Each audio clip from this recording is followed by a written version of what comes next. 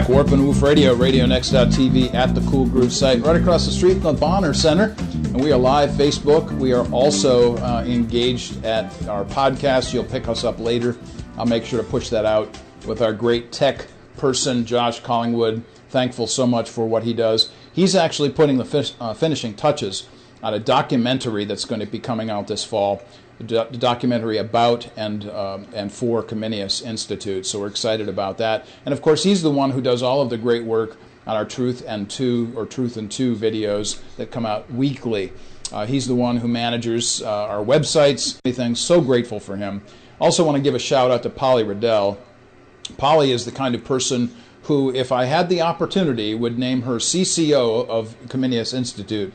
Would be her title would be Chief Connections Officer. I suspect that every day she sends me a handful of contacts that she's making in and around the city. We constantly are engaged in meeting people, and she is one of those people that's out there helping Comenius be what it is. And that is this integral communication piece in the neighborhoods in and around Indianapolis.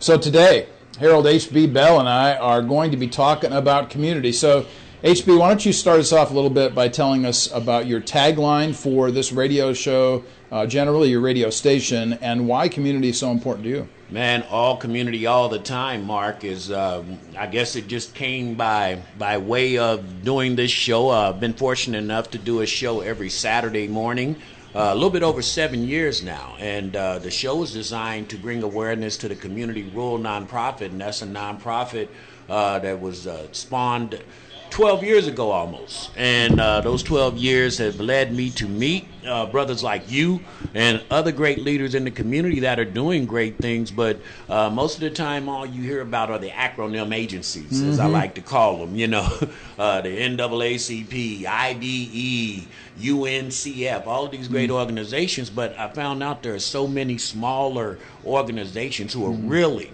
planting pure opportunities and awareness and information inside of our community. So all community all the time came by way of meeting these great people who don't get any luster on national platforms or local television or local newspapers, and said, well, let's start a fire of all these great organizations like mine that are doing some great work but don't get the exposure. So it kind of morphed. It was innocent. As we talk all the time, when God comes in and you step out of the way, some powerful things can happen. Absolutely. I just decided to step out the way and say, use me the way you need to use me. And we have candid conversations about this, the cost of giving, as I call it. Yeah.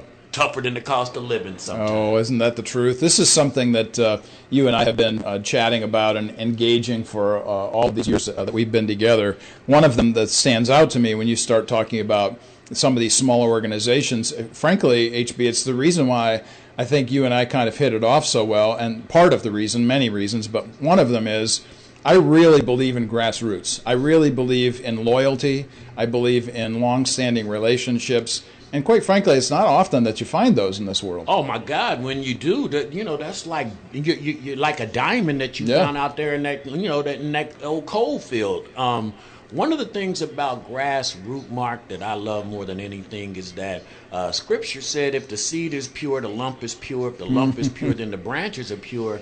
And the seed is as close as you're going to get to the grassroots as possible. And so usually when you're dealing in the grassroots level, you're dealing with people who have a passion more so than a thrive or a drive to be famous or great. Yes. And once you get to the blades, the grass blades are looking for something different. They're looking to how am I going to spawn and how am I going to blossom and bloom to be something special. And the grassroots is saying all I need you to do is come through this ground, break through this earth, so there's life. And there's a difference between those two mindsets. And that's why I stay close to the authentic, original makers of programming instead of what comes afterwards. I was fortunate enough to be around early on when Indiana Black Expo was about grassroots. And God bless it, not knocking it, but I've watched it get so big that the grassroots are unnoticed now. And that's a sad state to me when we're talking about developing community. One of the things Robin and I talk about, Robin, my wife, of course you know that, but not everybody does. So Robin and I were just talking about this last night, that one of the things that's true about all kinds of Christian entities is that really the people that get richest, get most noticed, get most famous, are the people on top or out front, not the people who are doing all of the work all the time. Well, of course, for Robin and I, that means Christian school education. We've always been teachers. We've never been administration. We've never been on the top, so to speak. But we like the classroom. We like the front lines. We believe that's where the action is. Yet, that's to your point. When you start saying, well, this is a great organization because you got all these great people and these are the people that you see, but you don't see the people doing the grunt work, that's no good. I remember this, and this is true story. I was working with Eli Lilly. Fortunate enough, my business career started in the limousine world, and I was doing transportation for high-end executives, and I met Mr. Randall Tobias of Eli Lilly. And when I met Mr. Tobias, he called me in early one morning because they had a big board meeting. And he says, just give me a while because me and my best friend are, having a cup of coffee. And when they told me to go in, his best friend leaving was the head janitor at Lilly. Oh, my word. A brother, an African-American guy. And he said, without this guy, all this you see doesn't happen. And so, I got chills. I'm getting chills right now. That is a story, man. I get chills talking about it because he never, ever let it be forgotten that this guy, all this stuff that you walk into every day, this is the guy that makes this happen. Wow. And he recognized him, and I said, wow, how powerful. Is that the same guy that became ambassador? Absolutely. So this is Tobias Leadership Randall Center. Tobias, yes. That's what I told you when I told you when Larry was in here, Mr. Tobias. And he treated me as a limo guy who handled all of his top flight executives. He never, ever had a time when we didn't discuss how his board meeting was going to, how it was going to go off without a hitch based on the transportation that, they've hired me to do. He never, ever let me think that I was any less than all of this planning that takes place for these board meetings. You're part of it, HB. Yeah, man. And it was a powerful thing to watch leadership never forget everybody on this team. And so, that went a long way, and it still goes a long way. Yeah. In just my everyday dealing. We should never forget those people that work hardest for us. And I think this goes back to something you and I've talked about a lot. We just did a video on it, is about gratitude. Oh, my God. And how important being thankful is. And, of course, being thankful means that you're grateful for something or someone outside of yourself. Obviously, for Christians, that is the one who made us and has saved us.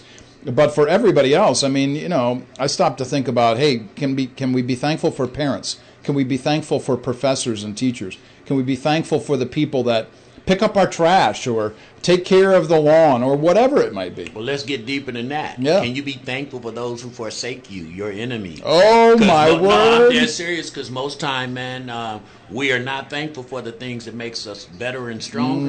And sometimes we get sent people to make us and sharpen us and make us stronger, even if it wasn't good intentions on their part. Do you handle yourself with dignity and class while people are forsaking you? And to me, those are the tests to say you're ready to rise to the next level. Because it's easy, man. It is easy to get adulation and awards and recognition. Yeah. But when you can stand strong and don't shake through when people are throwing darts at you. You've been with me almost 3 years now. And I'm going to tell you, I'm not a martyr and I'm not asking for any kind of sympathy. But, man, I have had people throw darts at me who I have just given to and helped. And to keep dignity, class, and what's first up front in that, and you see me do it all, you get more pissed off than I do. And I just let you know, man, look, I'm just expressing myself. Don't get mad, because really, this is okay. I'm built this way. Like the book of Job, man. God said, I dare you to test him. I dare you to test him, and I want to live that way. I want to be like that book of Job. I dare you to test me and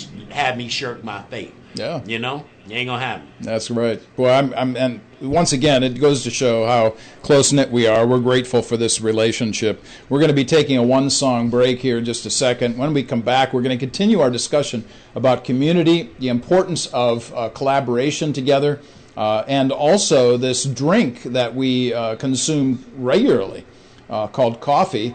We are not going to be saying anything about the large chains unless, of course, it's about Dunkin' Donuts, which is my favorite coffee, so there you go.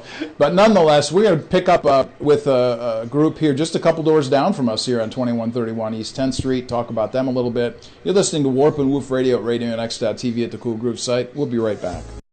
And we are back, Warp and Woof Radio at RadioNext.tv at the Cool Groove site. You are listening perhaps later on to our podcast, and we are here talking about the issues of coffee. And those are concerns for us, obviously. That kind of thing is huge for us, coffee. So we're going to be talking about that here this morning. When we think about this kind of thing, we are back live here at Facebook Live. When we think about these kinds of ideas, of course, we're talking about people that make coffee all the time throughout our city.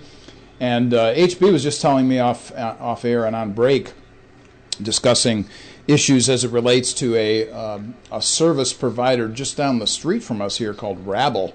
So tell us a little bit, HB, from your vantage point about Rabble and why that's an important addition to this little neighborhood. Well, it's it gives you remnants of the Starbucks feel. A community-based, privately owned store that has fresh, all the catches and all the things that Starbucks offers, but you can feel the authentic neighborhood quality of any mom and pop stores. So I think that it has become a great gathering spot for different leaders and community leaders, and then when they come into this neighborhood, they don't have to find this big Starbucks, this big chain store.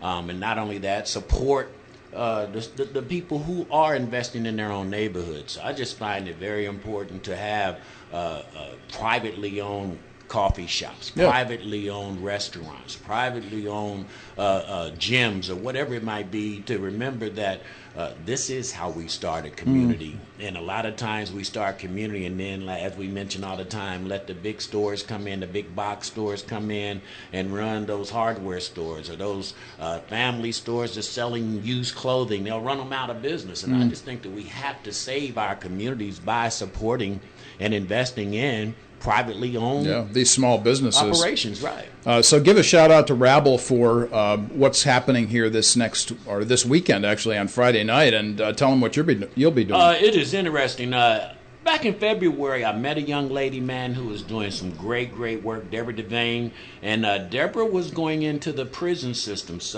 particularly Plainfield Correctional Institute, and I'm a poet, published poet. Yes, you are. And I do have a book, Worspirations is Love Song, called Life, and it's really a book about if we incorporate Christian principles into our everyday walk, then we're going to be better. And I didn't want to go heavy on Scripture, but I also wanted to let Scripture breathe through.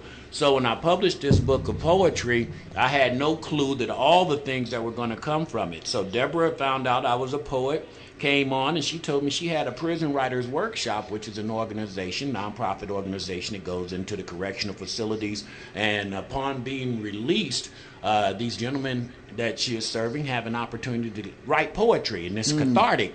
So we found out that if we allow them to express themselves when they come out, they're going to be better and probably more ready to come back into society because they've got out a lot of the things that were inside. And as a poet, I found out that when I write, I'm not consumed with what might be angst. That's the reason I told you, don't worry about me, because I go write about all this stuff. I have poetry, some I will never let people see because it's getting it out of me and it doesn't need to be seen. But so these guys are coming out, and she came up with an idea, said, okay, all these great artists, whether it be drawing, painting, or poetry, we're going to show some of their work. So this Friday evening at 7 p.m. at Rabble Coffee Shop, right down the street here, 2129 East 10th Street. We're going to display some of their art. We're going to have some different speakers and different performers. We've got a guy, Sonny Paradise, who is just phenomenal poet. I'm going to speak on behalf of children of incarcerated parents and finding out how we can tie this together. Deborah's going to talk about the great works that she's trying to do, and she just got awarded Pendleton and another facility to go into to use this program. So we're just going to talk about how powerful writing and art can be to those people who might have had some issues previously. That's and, right. and part of the recuperation and redefining themselves can come out of these arts. So I wish everybody could come out this Saturday or Friday evening, 7 o'clock, to participate and meet, more importantly, some of these brothers who have come out, man. And I went into the prison. We got to change our stereotype. Yeah. Had one brother who was in there, and he was serving 10 years, Mark, for stealing a box of hamburgers out of a Walmart freezer. Oh, boy. Right? Because he said he had 3 kids and they were hungry. He was working. Something came up. He had to pay it. I mean, legitimately. That could happen to you, me, or anybody else who might be desperate to feed their kids. And so they gave this guy 10 years for stealing a box of, $32 hamburgers. And I said, wow, how powerful is that? So, now he's writing, and he has some published works that we'll be talking about. And he's going to give his story because I found it to just be horrendous that this is how we take and break families up. Yeah. This is how we take powerful people off the streets because of a mistake. And this would be probation and a misdemeanor in most cases. Oh, my, absolutely. He called a felony.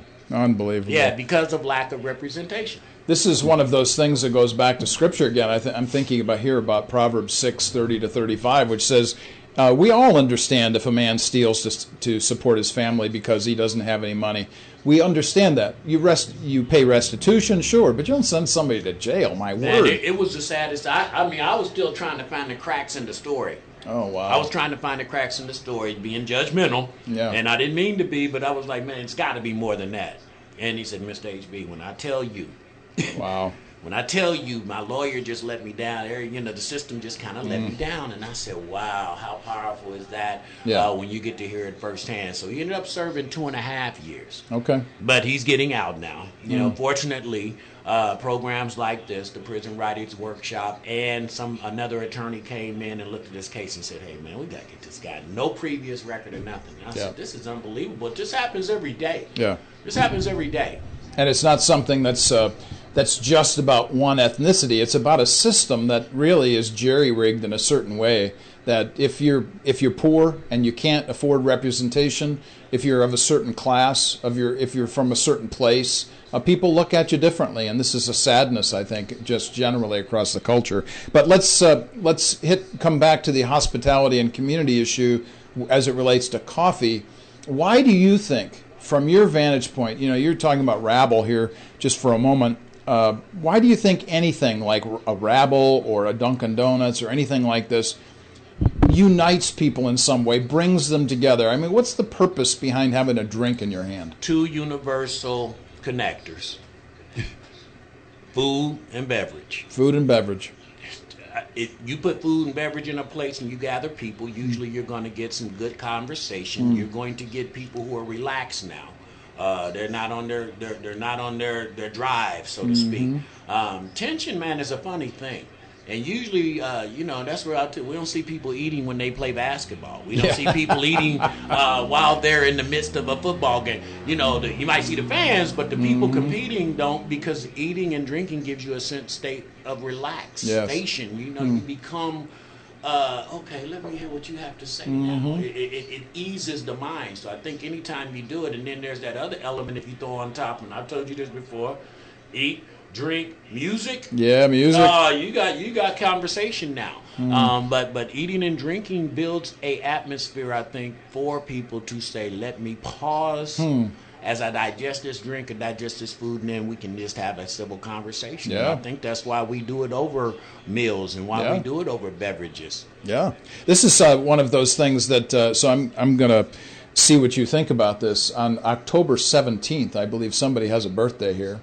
October 17th. That sounds familiar. I do believe that it's the big 6-0. Wow, man. 6-0. Wow. So, you're talking about food, beverage, music. I'm thinking because it's a Wednesday and because it's our show, we should just make this a party. You sure Mom gonna... Oh, Mom, in fact... Can I get forgiven? No, Mom is already all about this. Yeah. She's been the one telling me, now don't forget, HB's birthday is October 17th, and it's on a Wednesday. I love that. I'm telling you, man, every single week I get done talking here today, she's going to say, I heard you talking to HB about his birthday. Oh, man, and I love her, but, and that's back to that, man, relationship building. the peripheral relationships that you build off the original relationships are something else as well. And your mom, I had never met her, just through cyber love, so to speak, and then actually had the opportunity to meet her in the presence, and man, talking about big personality, big heart, big people,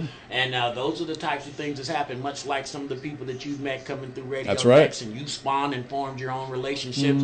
That's fruitful. Yeah, it is. When you can do that. Nobody's perfect, and we all have things to learn and grow from. But I think that the more that we interchange ideas and we interchange mindsets, the better we can become as a community. And stop wanting people to be like you. Yeah.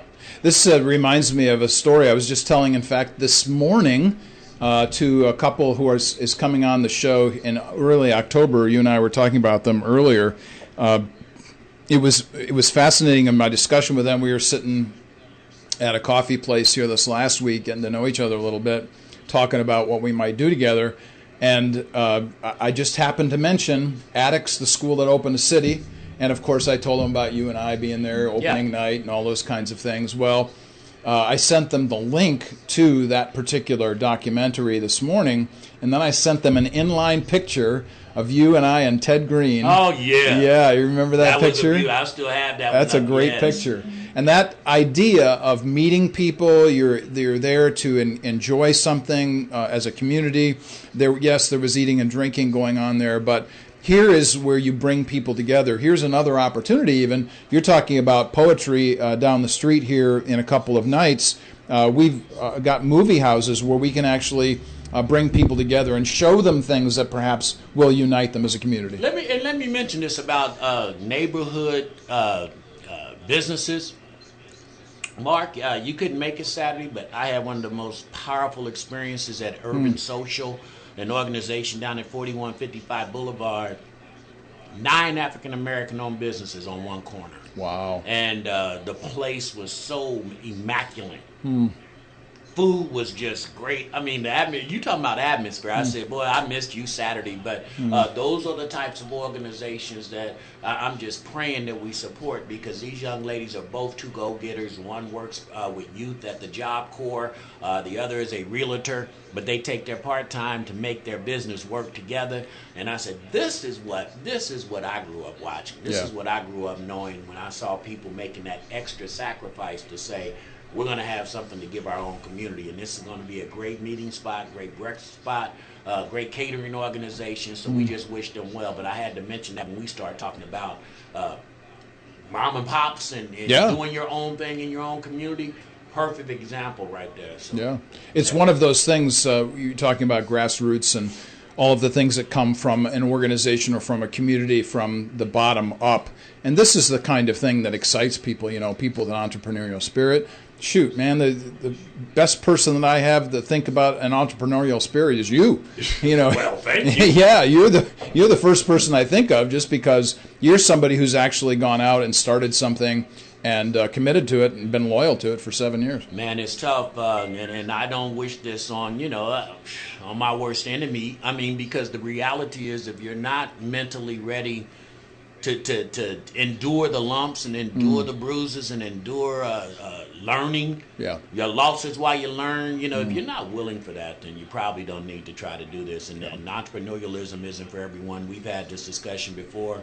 Fortunately for me, I watched a grandmother back in the day for the first 7 years of my life who was an entrepreneur, and I never knew about getting up, going to work. I knew about getting up, going to tend to your business, and that kind of stuck in my mind throughout. So a job was never kind of like in my DNA, because I saw somebody who owned something that said, I have to go do this every day. And it builds another kind of ethic, because I watch people get up and they drag themselves to work.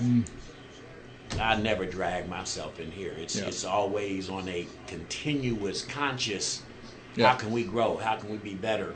And that's a different kind of drive, and it's not for everybody. And you have a very other-centered spirit too, so that's something that matters in all of this. You're really interested in reaching out, making friends. Once again, going back to how we started this, the issue of community, building community from the inside out. Man, and I think more than anything, and I think we get this mistaken. I hear you and Clyde talk about all the time, and I'm a Christian.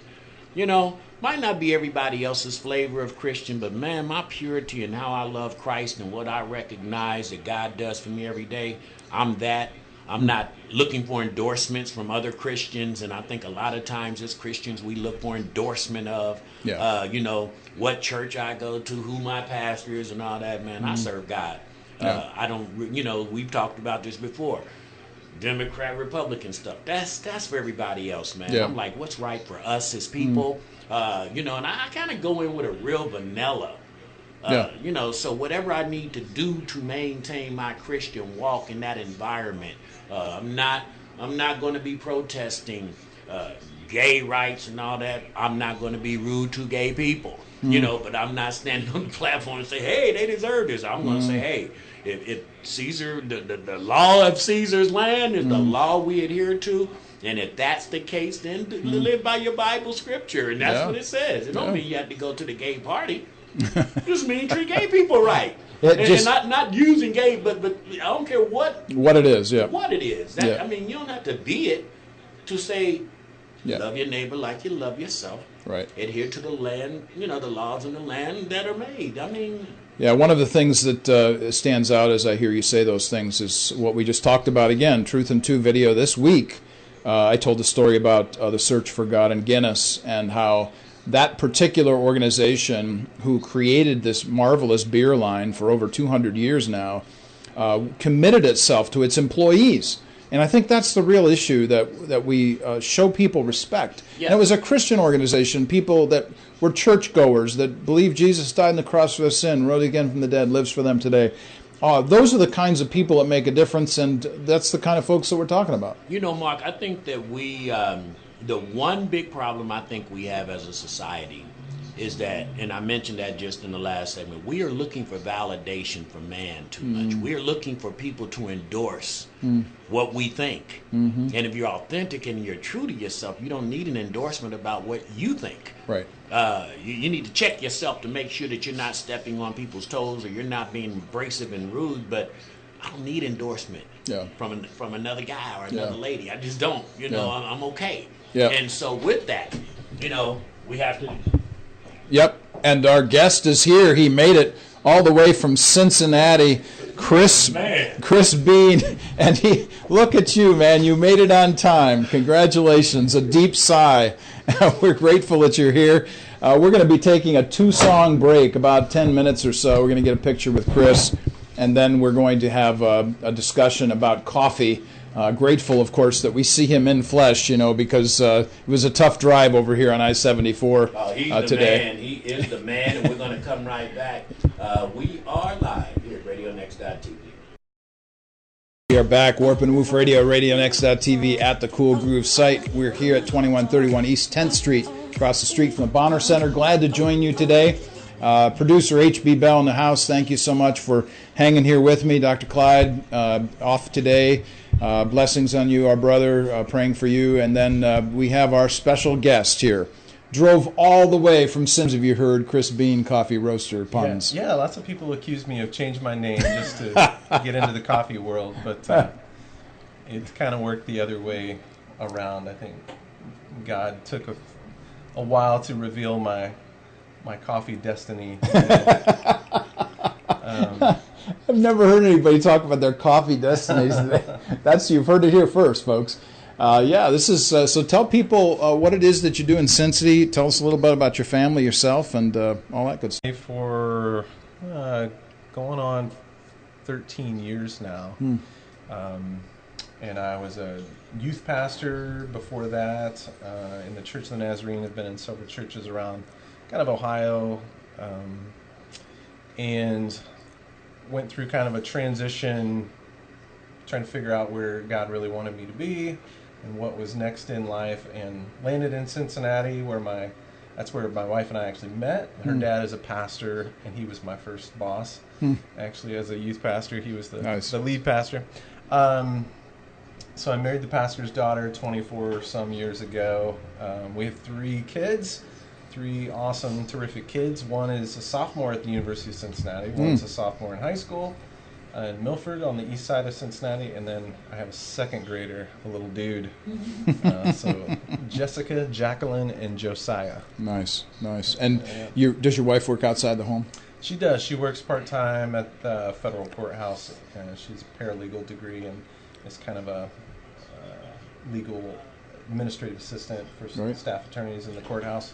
That's pretty impressive stuff. You come from good stock over there, in Cincinnati. By the way, everybody, don't forget that this weekend Cincinnati is coming here to play the Colts. I just wanted you to know. Just to remind everybody, we actually care about football here in this town. Might not go well for us. Although I think the Bengals are off to a decent start. Preseason start. All right. So. Well, we'll have to see what we see. This is the first week of NFL football. We're not here to talk about that, of course. I just thought I'd throw that in.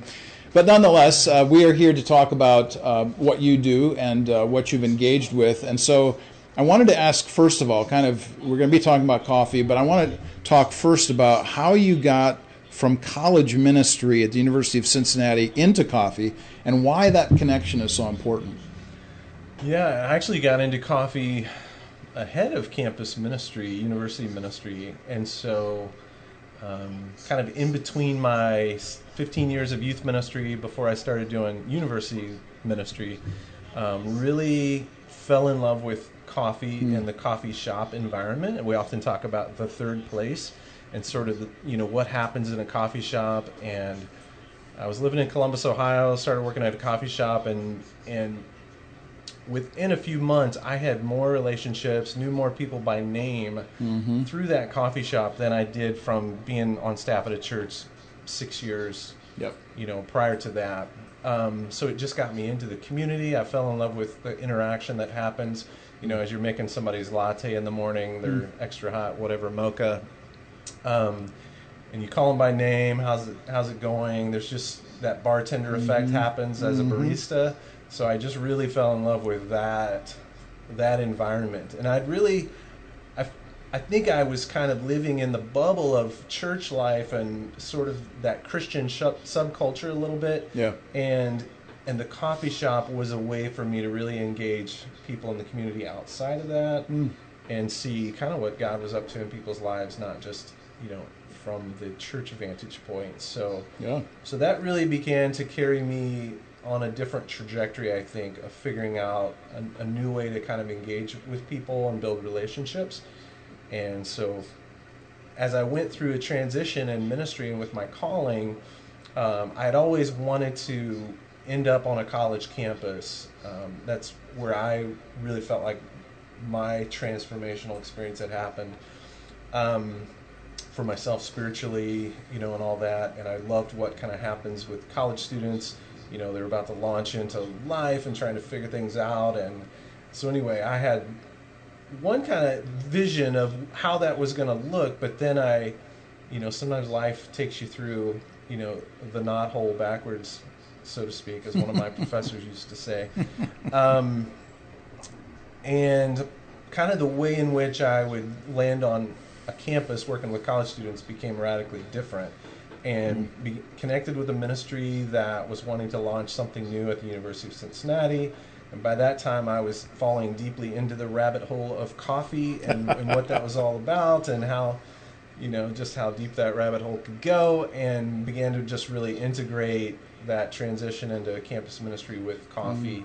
We set up an espresso machine in a campus ministry house that was owned by a Lutheran church that they let me come and hang out and share some space there. And so we quickly became known as, kind of the espresso latte love kind of, place. We would do these coffee ambushes on campus where we'd basically just go set up the espresso machine and serve free lattes to students and engage conversations, stuff like that. So the coffee thing really became an open door, I think, for me then to as a way to engage students, as a way to build community, and just create kind of a new form of ministry. It was a new form for me at the time.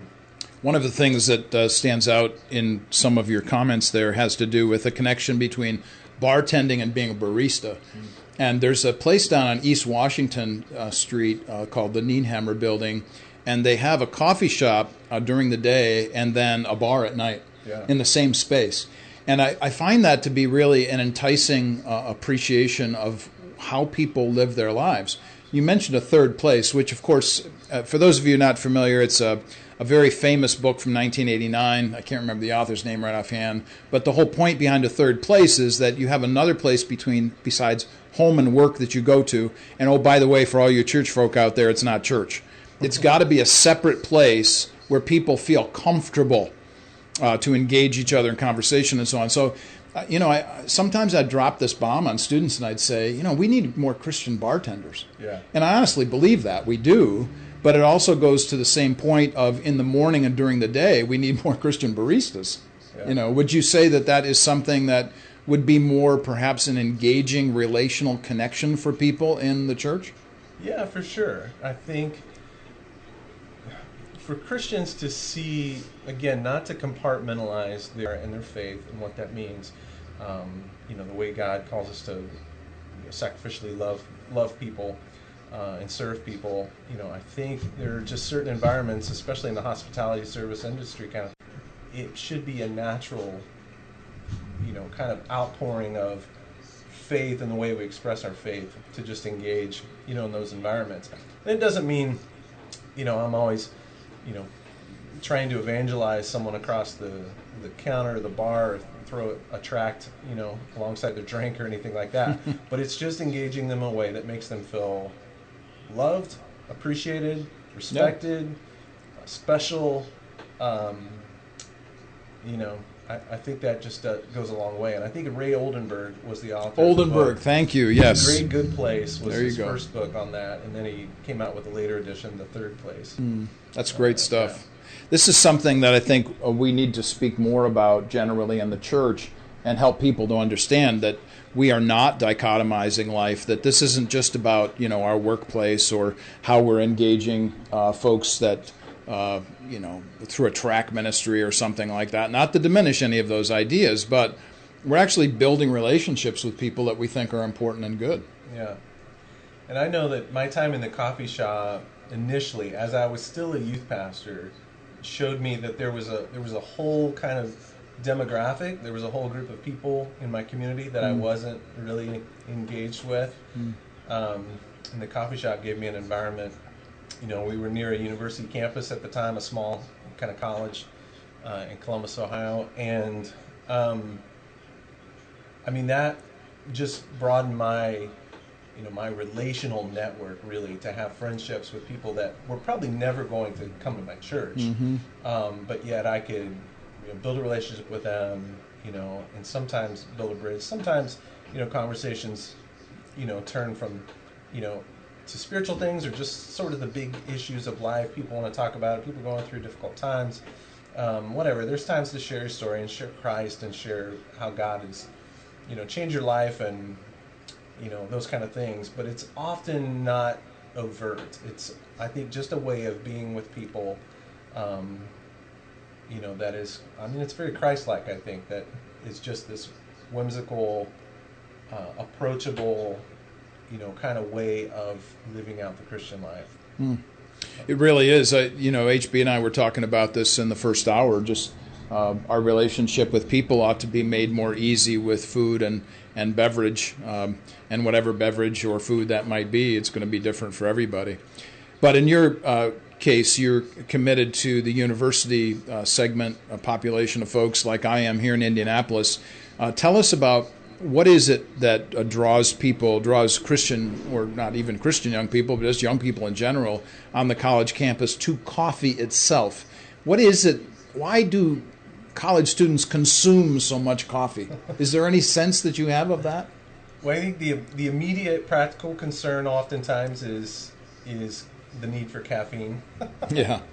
For some students. And so, coffee provides a little bit of a pick-me-up, whether it's in the mornings on the way to class or later in the day when they're trying to study and stay focused and get some things done.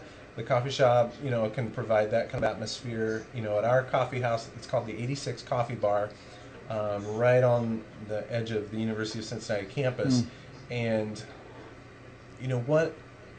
what I notice most, and we get, every kind of student, that comes and hangs out at the coffee shop. We're not really what you would call a Christian coffee shop, although we're infused with Christian, principles and an ethos around that.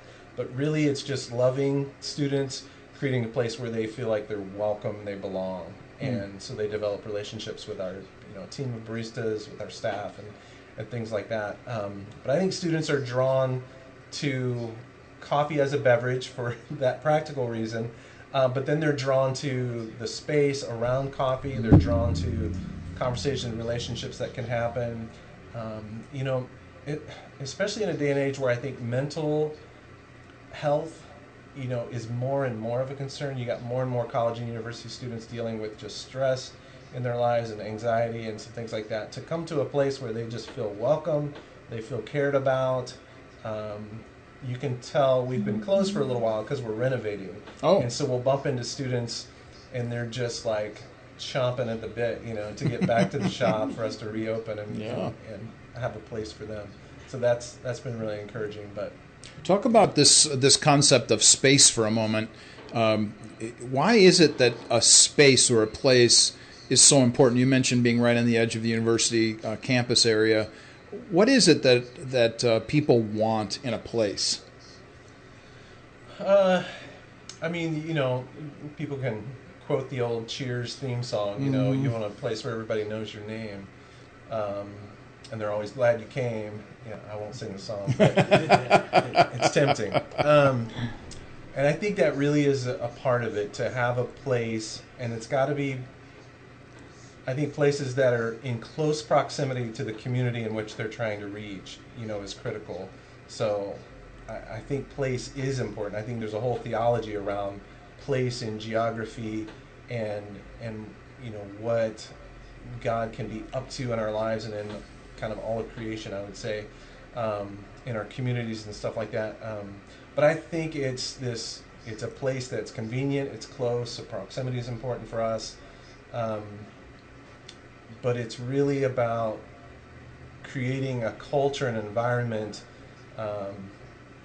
almost the air around which we, do coffee and life and ministry stuff, that becomes attractive. It becomes like, and we started Pneuma Coffee Roasters actually as a way to help fund the campus ministry initiatives. And pneuma is the Greek word for air or breath, but also spirit in the New Testament gets translated from pneuma. Really becomes this life-giving sort of air that we breathe and culture that we swim in together. Yeah, it's interesting. At IUPUI, I actually set up shop, as it were. I set up my space to talk with students right across from the coffee shop. And then, begin to buy caribou. It's actually caribou coffee there. But, everybody's got something in their hand. They're talking. In many cases, it takes place just because you've got something in your hand. You're all sharing the same space. Yeah. I feel like sometimes, and I'll often just I'll have coffee with me in a cup or a mug or something, because I think it almost does communicate, like, I am in this public space with you. I'm willing to talk or share or be approached. I'm not just, sometimes we are kind of head down studying or in our phones or devices or whatever, but there's something about holding that cup of coffee with someone else who's holding that cup of coffee, and it's some kind of connector that says we're both committed to enjoying this moment together and sharing. So I think that's one of the things that coffee, and again, food, other beverages can certainly do this as well. It's almost any time we're taking something in, it is this posture of shared kind of hospitality, treating someone, for me, the radical notion of kind of biblical hospitality is treating the other as family. It is this welcoming sense that we present to people. And so I often talk about kind of hospitality being, my main posture and approach to people is this: I'm going to treat this person, perhaps that I don't know at first, as someone on the inside, so to speak. And I think that's it. That's tremendously valuable. We're going to be taking a one-song break here, and when we come back, we're going to continue our discussion with Chris Bean. Our discussion here today is about coffee, about hospitality, about conviviality and community and the kinds of things that draw people together. You're listening to Warp and Woof Radio at RadioNext.tv at the Cool Groove site. We'll be right back. We are back, Warp and Woof Radio at RadioNext.tv at the Cool Groove site across from the Bonner Center in the urban core of Indianapolis. Great, glad to be here again with you this week. We are going to be hooking up the podcast later on. We'll push that out. We've got the second hour of our Facebook Live that we've saved and are going to share out. The second hour with Chris Bean. But we're coming back to this discussion now of coffee and hospitality and feeling like there's some way that we can connect relationally with people. We've kind of talked around this. I guess I'd like to flesh this out a little bit more with you, Chris, about how your Christian belief frames all of what you do in this relationship with coffee. Maybe kind of break that down for us a little bit more. Yeah, I think sometimes we can reduce Christianity to basically we're messed up and we need God, and focus on kind of what some people would call a truncated, narrow view of the gospel. But it really starts with creation. It really starts with all that God has created. Everything that's part of creation is something God is actively trying to redeem and reconcile. And so for me, that means something like coffee. There's a bit of a theology of coffee that says that this is something God's created, part of God's good creation, God's good world. And it's amazing how many lives are impacted by coffee, by the coffee industry. And so to have something that's such a good part of God's creation and it affects so many people's lives from a growing, producing standpoint, I mean, it's a major, economic, part of all the countries that grow and produce coffee. It's usually one of their top kind of economic goods, exports, if not the second highest good, that sort of thing. So for me, coffee it's a part of God's good creation that just creates a good opportunity to engage with it and to make sure that we are doing everything that we can do to one, prepare it well, to make sure there's quality all along the way, kind of the from seed to cup kind of mentality. Everything that happens on the journey of a coffee seed, to when it ends up in my cup of coffee. There's so many things that happen to that. So there's all kinds of opportunities to be engaged in that process. There's ways to, everybody probably knows about things like fair trade coffee and trying to make sure that workers are paid a fair wage. In the last 10 to 15 years, there's been an emphasis on something really beyond fair trade, is what they call direct trade. And so it's trying to go even more direct to farmers to make sure they're getting even more money. And for the coffee industry, especially coffee industry, to be sustainable, it's really going to have to grow even more. This is not something we Americans like to think about, but coffee needs to actually become more expensive for the people who are growing the coffee and producing it to really have sustainable kind of livelihoods and stuff like that. So anyway, I just feel like the way that coffee impacts the world, from it as a crop and an export all the way to a beverage we enjoy and how it creates community and different things around our lives. I just think it's a gold mine of ways to engage people and to engage with creation and do good things. One of the things that stands out in your good explanation there has to do with creation, and I honestly think that in some evangelical circles today that we've lost or forget or neglect the emphasis on creation. I'm mindful of any number of passages in Scripture, Psalm 24:1, for instance, that the earth is the Lord's and everything in it. I'm reminded of something the Apostle Paul said, that all things should be enjoyed and given thanks for, including good drink. Actually, in the first hour, HB and I actually include whiskey in this, so there was that kind of connection as well. Not to mention beer, because I just put out that Truth in Two yesterday about Guinness beer, and how important that family was, for instance, to their employees and how they took care of them. God and Guinness is a great read. Yes. A great book. If you haven't seen that, I can't remember the author's name. Yeah, it's Stephen Mansfield. Yeah, that's the story I told in that Truth in Two.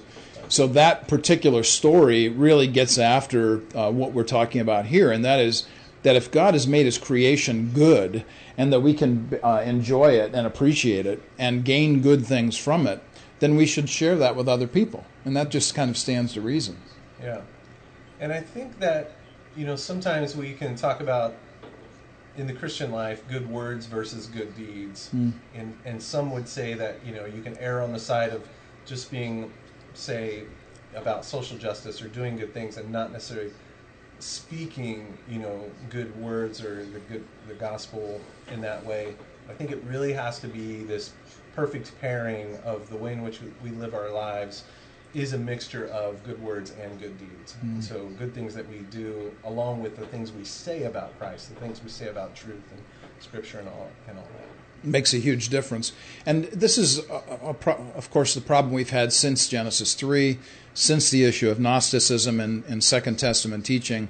And we have this tendency to divide things out. Yeah. And we don't see the wholeness of life. Not just simply the wholeness of life in terms of how we think about all of life from a Christian point of view, but we tend to dichotomize or separate or put into little boxes whatever things we're thinking about and say, well, that's about this thing, not about the whole of it.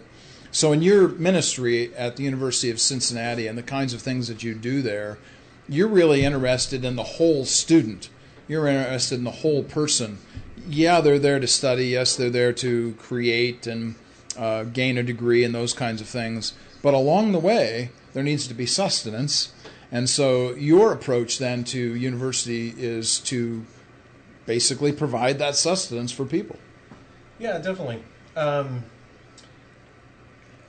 again, I often talk about really two words as kind of my philosophy of ministry, and the way it integrates coffee is a mixture of kind of hospitality and discipleship. And so hospitality, engaging students around the coffee house kind of environment, provides an opportunity then to have kind of a discipling relationship, influence in their lives. Now, obviously not every student who comes in the coffee shop is interested in having a conversation about Christ or whatever.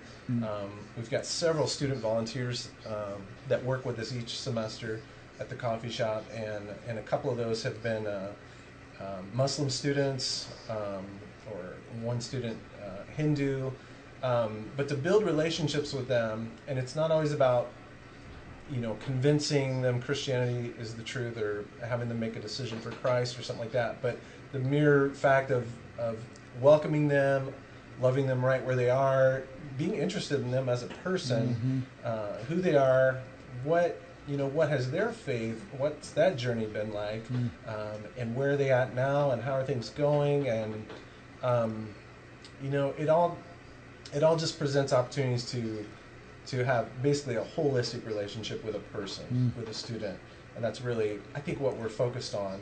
I mean, yes, we want to point students toward Christ. I often think I want to be the kind of Christian in someone's life. If nothing else, they could look back and say that, oh, hey, I did know this one Christian who was super generous, kind, always willing to take time, to talk and didn't shun me because I had a different faith or a different sexual orientation or whatever. And so, I mean, that's certainly what we count as kind of a win, is just having a relationship with students where they're going to look back on this time and be able to mark just good experiences with someone in the Christian community, but just good experiences around coffee and around our space. One of the things that I think we need to mention here, and this has to do with evangelism, you were bringing up engagement. I do believe that the Spirit is in charge of that. So it's not our responsibility to close the deal, as it were, in terms of evangelism. But the other thing that stands out about this is something that Robin, my wife, and I talk a lot about, and that is that we are simply points along the line to somebody's salvation. That we may be the person that is enjoining to them, engaging them, welcoming them, being nice to them, and that maybe that's all that we're there for. Yeah. And that one moment in their life is something they reflect back on later on when they meet another believer who then gives them the gospel. Who knows how these things work? Yeah. So your connection then to this engagement with people, sharing and being welcoming and so on is huge. Yeah, as we would often talk about kind of links in a chain, being the connection, to someone and kind of on their faith journey, is that every link in that chain, so to speak, of someone's journey towards Christ is significant, and not to minimize whatever your role is in that, whichever link you are in that, in that chain of connection for someone, that's significant. The issue that we face, I think, sometimes is that we have a tendency to think that we have a programmatic approach to Christianity instead of having a welcoming, no matter who you are, hospitable approach to Christianity, where nobody is left out, everybody is welcome. It doesn't matter what you believe, it doesn't matter what you look like, it doesn't matter what you do. None of those things matter. What matters is that you're a fellow human being and that you're here with me, and I want to share that moment, or whatever we're sharing together. In this case, we're talking about coffee. How important that is then for just general people to see people as human beings. Yeah, I like Paul's kind of organic, analogy in the New Testament of, someone waters, someone does this, does that, all these things that are involved in the growth of something organic, that we all kind of play a part in that. And, I love the kind of the analogy of soil in the New Testament, and how good soil kind of, reaps, productivity, so to speak.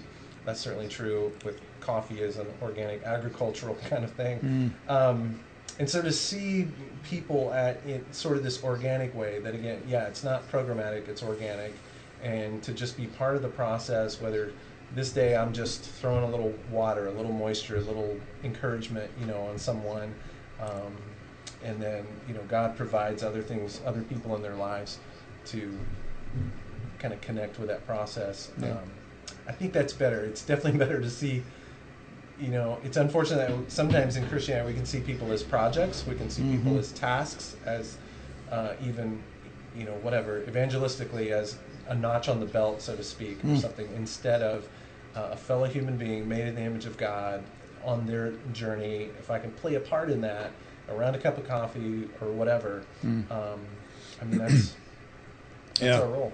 One of the difficulties, and I'm now speaking as a nonprofit leader, and please jump in on this because this is really an important discussion. One of the things I face on a regular basis is the pressure to produce numbers. The pressure to be able to show people, here are all the things I'm doing. And, in America, we have a doing mentality. If you're not doing something, you're not doing anything. So let's talk for a minute about the necessity of being instead of doing. And that's not to say that doing isn't important or knowing isn't important, but sometimes we miss out on the being part. As a nonprofit leader, how do you deal with the issues that you feel maybe the pressure to produce in that sense of things? Or maybe how do you communicate to those patrons that serve, that support you? How do you communicate those things to them? Ironically, I would say that problem or that issue in part is what led to me starting Pneuma Coffee and finding alternate ways to help fund ministry. Is because often churches, denominations, things that value numbers, value metrics, and all those sorts of things, it can be difficult for them to see a ministry as successful that's not producing a lot of numbers or a large gathering of students or whatever. And for me, I knew that I was not focused on producing a big ministry in the sense of numbers and whatever. I wanted to have deep relationships with a few students and have long-term kind of mentoring sort of approach to discipleship with students. But that created some issues, and so, as funding would kind of dry up different sources, I realized we had to come at this a different way. And so starting Numa Coffee Roasters was a way to help create sustainable long-term presence at the University of Cincinnati, for us to continue doing what we're doing. I think what we really have to do is tell stories. We have to share stories of transformation, share stories of what's going on in students' lives. For people to value, transformation, even on small levels, so to speak, to value that over big kind of bells and whistles, numbers, nickels, noses, whatever kind of stuff. I think we just have to be good storytellers of sharing what's going on, what we see happening in students' lives, and creating great value around that, and not minimizing it just because it didn't reach this certain threshold of numerical success. Yeah, this is something that I'm constantly struggling with generally, and that is how to find a different way to fund and support. So, my interest in life is teaching. My interest in life is mentoring or discipling students, but also writing. So I'm trying to figure out how I can use that writing application to fund Comenius, for instance. And that's something that's constant exploration. We're working on those kinds of things. But I'm right there with you. You have to find a different way to go about doing this. And in your case, it's coffee. Yeah, and what we're noticing as we continue to grow as a business, so Numa is a for-profit business that is helping support a nonprofit coffee house, and then our ministry at UC. It's interesting how, even coffee shops that don't have kind of a Christian ethic to them or impetus, so to speak, they really latch onto the idea that we're trying to do some good, that we're there for students, during what can be a difficult season of life for many of them, in that we are doing things like we'll go to Guatemala this coming January with students, visit one of our coffee farmers in Guatemala, as well as do some ministry in the inner city of Guatemala in a kind of a gang-ridden, violent community near downtown Guatemala City. Coffee shop owners really love that we're not just trying to make money off them with coffee, but we're trying to do good things in the lives of students with coffee and the lives of kind of the communities that we impact everywhere from Guatemala to, Cincinnati, to every little community where Numa coffee gets shared, So it's been good to see that people, even people who are not Christians, get excited about the idea of just kind of being after the common good, just trying to be an inspirational and transformational presence in people's lives. We live in one of those caustic, combative, really cultural moments, I think. It may be over the last couple of years, but I think much longer than that, where people, we find, are at each other's throats more often. Social media certainly is like that. The problem of not being civil with each other, those kinds of things. What does this opportunity then to share coffee or beer or whiskey, be a barista, be a bartender, how does that then contribute to the public good, to the common good of any kind of community that we're in? I think the more you provide space for people to get to know each other and to have a relationship and not just reduce the other to a set of ideas, I think the more good can come out of sort of public discourse, civil discourse, things like that. Right now we're seeing, in the nominee, the hearing, around potential Supreme Court Justice Kavanaugh, all the disruptions and everything that's going on around that. And regardless of where you fall on that idea spectrum, it's interesting to just observe it as an outsider and just say, that doesn't work. Yeah. This is kind of broken, the way that we interact.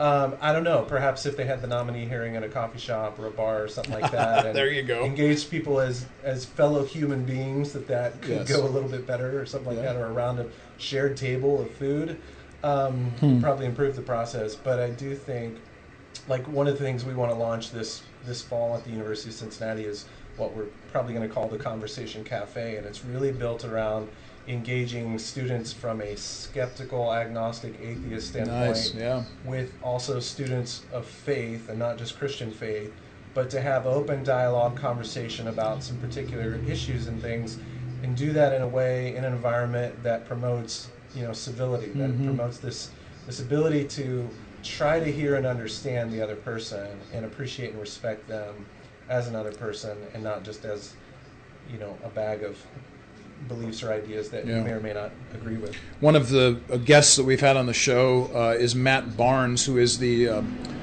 volunteer chaplain for the State House in Indianapolis for the last 13, 14 years. And actually, HB and I were down in January, one of the first days in January, a Wednesday, to do our show, meeting politicians coming in.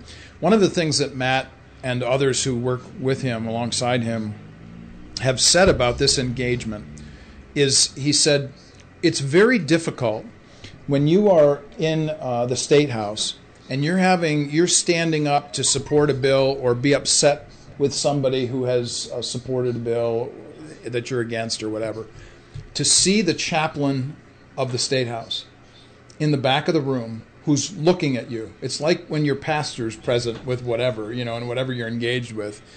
He said it's really hard for them then to say something nasty to somebody else in the State House. It adds a layer of like a filter, like some accountability, exactly. Yeah. So he said there's actually been this kind of a calming effect to have a chaplain present in the State House between people who disagree with each other.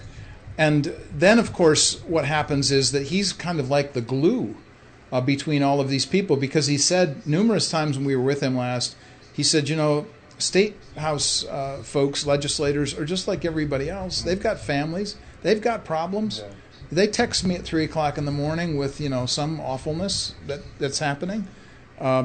It would seem to me that we need to have more people in public spaces like you are that are engaging this kind of thing. And I'm really excited about the possibility of hearing about what happens with this new conversation approach. Yeah,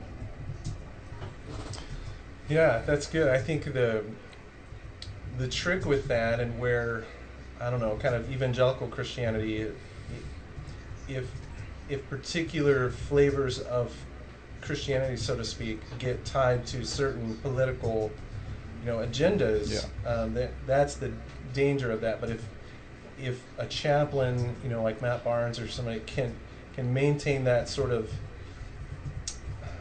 I don't know if I want to use the word neutral or independent, or just supportive, encouraging approach to the whole community, politically or whatever community it is, that can be the tricky part. And I know for myself, sometimes I'm tempted to kind of import the agenda of my own religious tribe, so to speak. Yep. Which just doesn't always work in the university environment. And so I have to be careful not, to not lead, with certain, whatever beliefs. We're all going to have certain theological convictions and things like that. But it's been good, I think, and one of the reasons we've been successful, so to speak, is that we don't align with a particular church, a particular denomination, a particular, whatever flavor, but just try to focus on the basics of Christ and good Christian love and community for students in our context. 6-8 months ago, Dr. Clyde and I were on air talking about politics, and he's a progressive liberal, and I'm a perennial conservative. And so here you have these two guys, a black PhD and a white PhD, actually having a conversation, a civil conversation about politics. And so we sat right next to each other, and we were defining words. What does it mean to be a liberal? What's it mean to be a conservative? Does it mean the same thing to you as it does to maybe other people? Which the answer is no, it doesn't mean the same thing. Yeah. So we were having this conversation on air, and it was one of those things that kind of blew up around town, where people were saying, wow, did you hear that? These two guys were talking to each other. We couldn't believe they weren't yelling and that kind of stuff. Yeah. So I tell you that to be an encouragement, I hope, for this new program that you're going to be putting out this fall. And Godspeed with that. That's a wonderful opportunity. Thank you. So we're coming down to the end here in the last couple minutes of the show. If you were going to leave people with things that you wanted them to walk away with today, what would you say? I think just take advantage of what seems like mundane, everyday, ordinary opportunities to be a blessing to other people. And that can sometimes just be an encouraging comment around a cup of coffee with someone. It can be a smile. It can be a facial expression. It can be as simple as eye contact, with someone. But I think, trying to leverage the everyday, ordinary places where we live and move and have our being, to quote someone who quoted someone, I think to just take advantage of those, to see those as the critical and significant ways in which we integrate faith and life. Is everyday, ordinary moments, and how we handle those, how we value other people in our lives. And just give a shout out to everybody out there about your company, where they can find your coffee. Yeah, Pneuma Coffee Roasters. So it's Pneuma, Pneuma, coffee.com. And so you can check us out there. We're always glad to partner with churches who want to serve some great coffee that also helps support campus ministry. And certainly around Cincinnati, you can find us in a few locations. The Main Cup is my home coffee shop in Milford, Ohio, on the east side. There's the 86 Coffee Bar is our main, kind of our original location where we do campus ministry initiatives. There's a Brick Coffee Company in Norwood, right in the center of Cincinnati. But yeah, we're available online, so go online and order a bag of coffee. And in fact, we'll have to throw together a little coupon code, a little discount for anybody listening. Let's say 15% off any order. The coupon code is Comenius. Wow, look at that. On the spot, the man makes this up. That's impressive stuff. And by the way, you spell Comenius Comenius. Check us out at ComeniusInstitute.org.com. Thank you so much for being with us here again this week. Warp and Woof Radio, RadioNext.tv at the Cool Groove site. Across the street from the Bonner Center, 2131 East 10th Street. And if you want to come by for lunch, I'll take you across the street to Burger King. They serve great salads there. Next week, we are going to be hearing from Aaron Story, who is coming in to talk to us about Elevate and his work in and around Indianapolis. Thank you so much for joining us. We'll be back again next week. See you then.